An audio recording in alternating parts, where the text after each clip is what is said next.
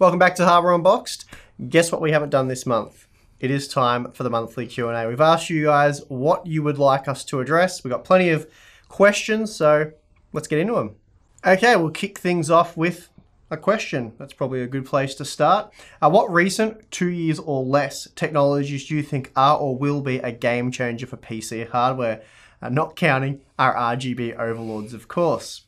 Well, if I can't go with RGB, then yeah, I'm fresh out of ideas on that one. Maybe 3D TVs, VR. But seriously, I can't foresee any game changers. I suppose if I could, I'd probably be worth more than I am.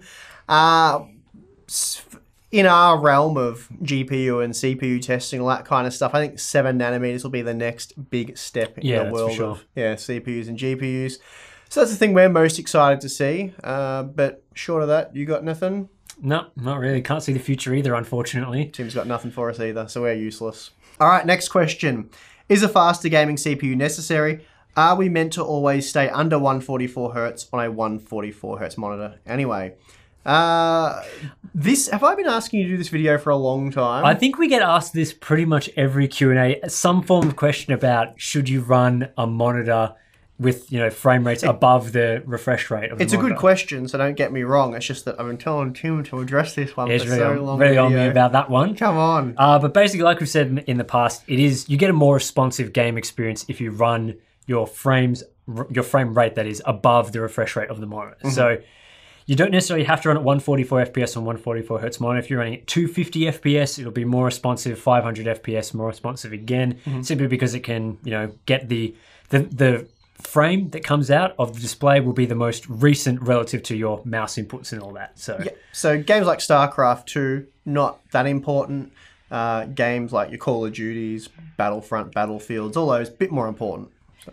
Yeah, and I think as well you asked, is a faster gaming CPU necessary? Well, you know, you don't always necessarily need the fastest gaming CPU in terms of, you know, if you just want to play at 60 FPS or something, but if you do want to hit those high frame rates, then there is a benefit to getting a faster CPU, that's for sure. Yeah, that's right. So I think I put that in my is Ryzen more future proof for gamers. And again, if you're using even like a GTX 1060 or a 1070 with competitive settings, you will be getting higher frame rates if the CPU allows for it. And as Tim said, your input and all that stuff's just a bit better. All right, this is a good question. What browser do you guys use? Okay, I did use Mozilla Firefox for a long time. Yeah, so did I. Yeah, okay. And then I got pulled over to Chrome by a few mates that were like, it's so much better. And then once you log in and you save your bookmarks and all your sort of account set up and all that kind of stuff, it just makes it easier from going from one device to another. So yeah, and it's good with your phone and your desktop and all that. So I'm on Chrome. Yeah, I'm on Chrome as well. Pretty much exactly the same reason. I'm sure that, you know, if we looked into new browsers right now, that all sorts of browsers would have those sort of features. But just from back in the day when those sort of features were rare, it was kind of nice to have. So we just jumped in and have them. I've heard Firefox is awesome again. Yeah, so have I. But just we're kind of stuck in Chrome now, I guess. Yep. All right, Ben asks here, if sharing files over direct Ethernet connection, assuming 1 gigabit between two PCs, would an NVMe SSD be worth it over a SATA SSD for the best performance? Would the Ethernet connection bottleneck the NVMe SSD too much for it to be worth it? So Gigabit Ethernet, it only equates to 125 megabytes per second, and that could be cut down even further by sort of whatever's happening in the pipeline. So yeah, for local storage transfers, it doesn't really matter. You can even have a hard drive and not saturate 125 megabytes per second. So as far as SSDs are concerned, SATA is completely fine, and then NVMe is kind of overkill, I guess, unless you've got some 10 gigabit networking or something. The master race networking. Yeah, you really do need that sort of expensive setup to make the most out of SSDs for file transfers. Otherwise, really anything's fine these days. Yeah, SSD would be the way to go, a SATA SSD. Yep. Just because that can do better with random reads and writes and things like that, whereas most of the transfers probably aren't that sequential. Yep. Anyway. So, Steve, what would you say is the most reputable component reseller in Australia? PC Case Gear is pretty good, if only they had a store in Sydney. Yeah, okay.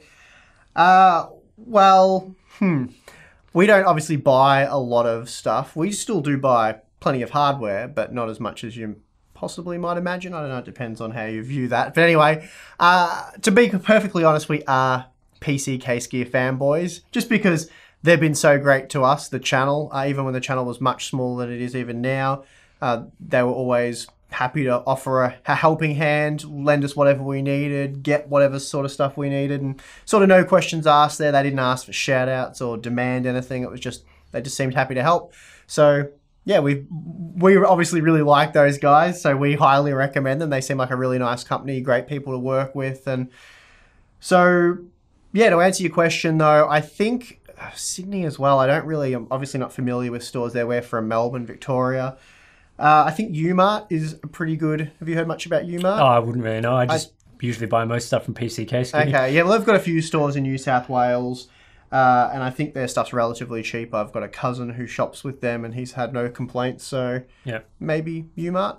Okay, we might drone on a bit about this one. I'm not sure. Pablo asked, are eBay's GPUs worth buying?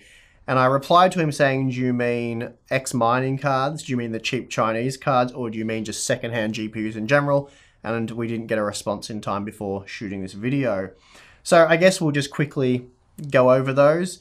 Obviously the cheap Chinese ones that are generic, no brand, don't touch them because they're fake. They're just low-end cards that have had their BIOS flashed to identify as a higher-end card.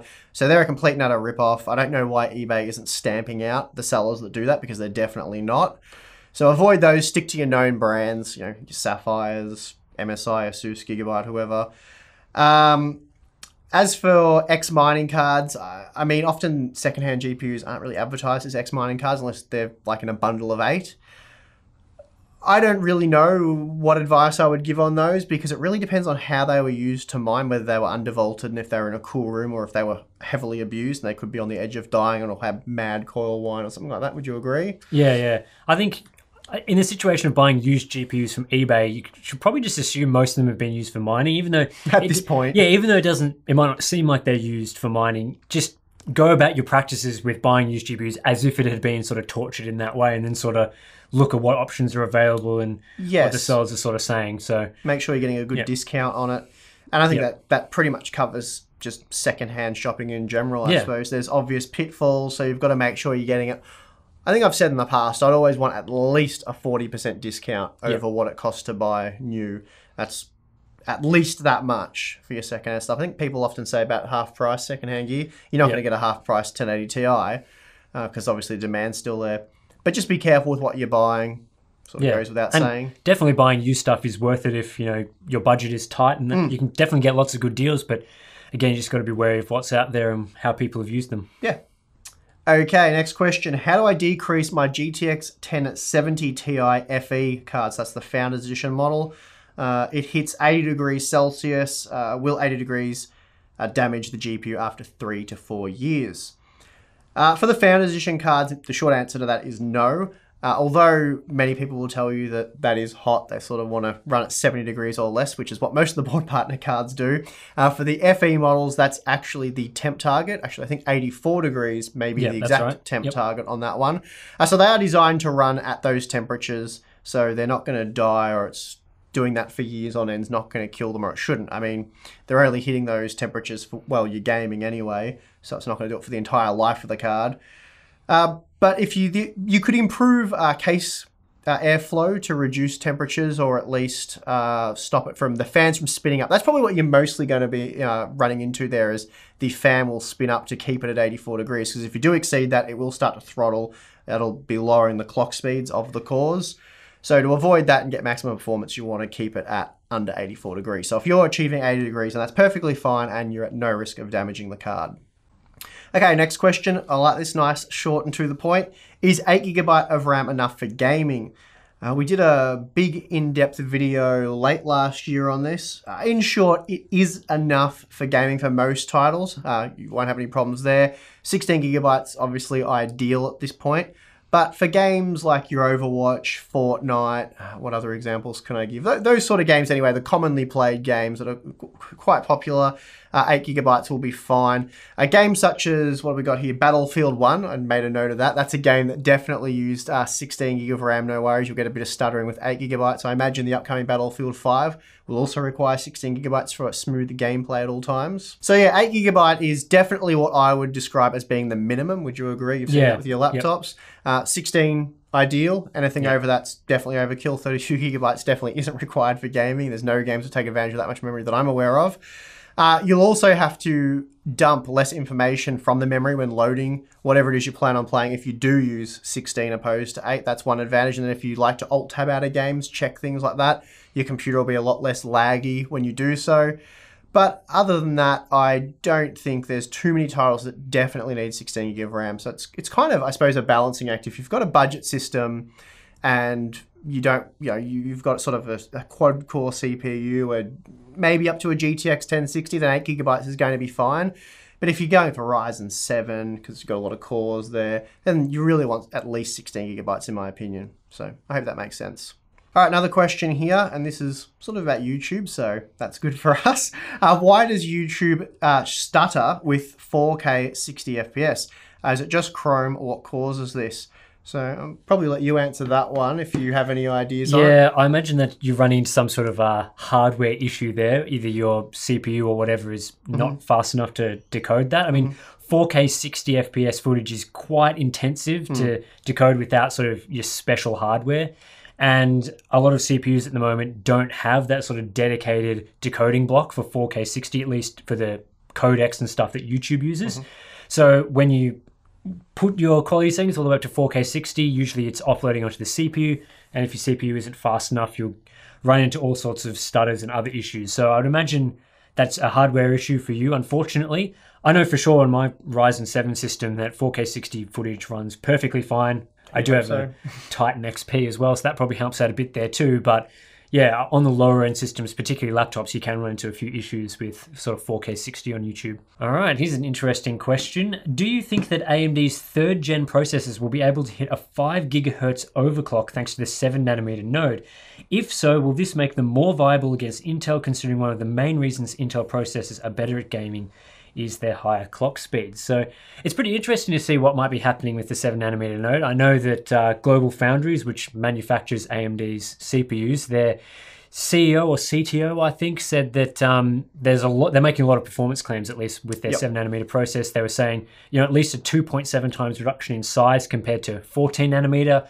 So that's pretty big. And, usually when you get that, you get also, clock speed advantages and all sorts of things that you can do there. So they have said that 5 gigahertz is possible depending on the CPU design. That's key. So whether they're referring to AMD there or not, we'll have to wait and see. But certainly 7 nanometer should be allowing a lot more headroom for that sort of thing compared to 12 nanometer that's currently being used. So yeah, and I guess, if AMD can push it up to about 5 gigahertz, then Intel, with their current tech, they're in a bit of trouble, I think. Yeah. The one thing that they have on AMD won't be there anymore, and I think they might be losing some performance crowns. Yeah, exactly. I totally agree with that. 5 gigahertz would be, amazing. It'd be very good. I hope we're not getting set up for disappointment there. I don't hope it's not going to fall. If it does fall short of that, I hope it's not by a long way. It is supposed to be a big improvement over current technology. So, your 14 nanometer to 12 nanometer, which was Ryzen 1st gen to 2nd gen, wasn't that big. You saw that very small improvement in clock speed. A 2.7 times reduction in size is massive improvement. Large improvements in that. So we should be seeing some pretty significant gains with 7 nanometer, but as with all these things, it's hard to say so far out, but we should be We'll certainly let you know when we can. So will Intel be soldering their 9th gen CPUs? And it's soldering in Australia, not soldering like they say in America. I just want to correct that for the record. Won't be soldering anything? No. Okay, I'll answer that one. I seriously doubt it. And I've seen the rumors, I've heard all the rumors. I've had a good think about it. I think the rumors are probably, like most rumors, they're BS. It's certainly possible, so don't get us wrong. We're not saying it definitely won't happen, but it just seems unlikely that it would. I mean, they don't even solder the 7980XE, so why would they solder the 9th gen desktop parts? I know they're under a lot more pressure now, and in my What Intel Needs to Fix video, one of my key things I asked them to fix was not using the paste anymore and going to a soldered design, but yeah, I mean, I'd be shocked if they did it. If they did it, it'd probably be just for the 8-core models, or the 8-core model rather. I can't see them they'll never solder the lower end chips because it just doesn't make sense. Yep. So maybe the 8-core, the rest of them, I'm saying no chance. But I think probably no to all of them. You agree? Yep. Done. Okay, we have a question about affordability here. Is building a PC going to get significantly cheaper in the near future, at least RAM and GPUs? Gee, that'd be nice, wouldn't it? Yep. I think it's probably wishful thinking to say significantly cheaper.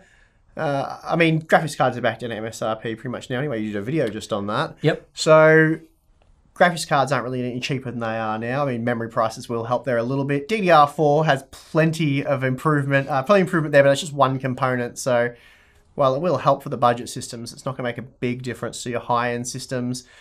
So, I mean, we have new GPUs. They should be arriving from NVIDIA a few months' time. Then we have, hopefully, AMDs later in the year. But like I said, I don't think that's going to change GPU pricing too much. We'll just get better GPUs for hopefully the same money. Yeah.